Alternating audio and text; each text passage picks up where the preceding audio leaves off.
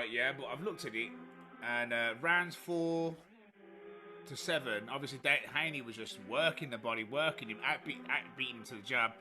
The jabs were scoring, yeah, and Loma was doing a lot of like trying to get into the distance and that, and he was getting pinged a lot, but he would knock his head back as well. It was a very tight fight, very good chess match, probably the best boxing display we've seen in a long time. I think these two will probably be up there with Canelo and Triple G.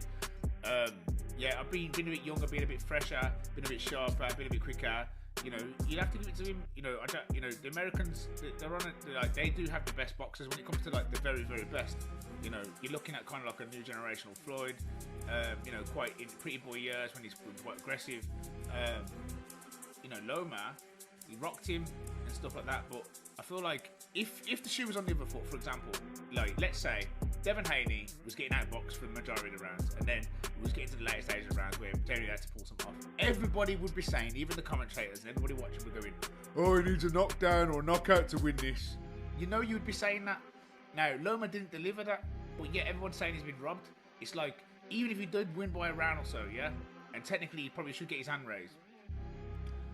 You know, Loma is, you know, he's at his peak. You know, he's gone for 400 amateur fights.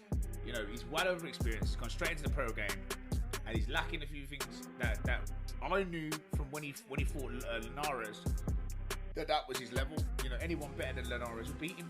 Timo beat him, and people argue with that.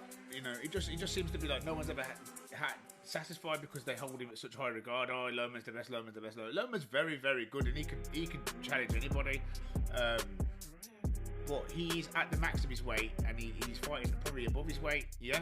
Where these guys, you know, Devin Haney's going to get much bigger. He'll be able to go up to, I don't know, 168 maybe. I don't know how high he'll go to, but he's going to get bigger, whereas Loma, as I said, once he got to Linares, he reached his level. He's just fought slightly short again. But that was one of the best matches ever. You know, one of the best boxing displays again. Like, there's plenty of fights left in my man to get me. And like, I feel like this illusion that being the best, people just like, oh, he's undefeated, he's the best. Nah, not really. You know, you can be undefeated fighting donuts, bro. You know, this geezer's gone in straight to world level, straight out to go. First, second fight, he was fighting for world titles. And you know, but he's heavily experienced too. So, you know, all that being said and done, I don't see the robbery, and I do think if the shoe was on the other foot, people would be saying that David Haney needs a knockout or knockdown at least to win the fight.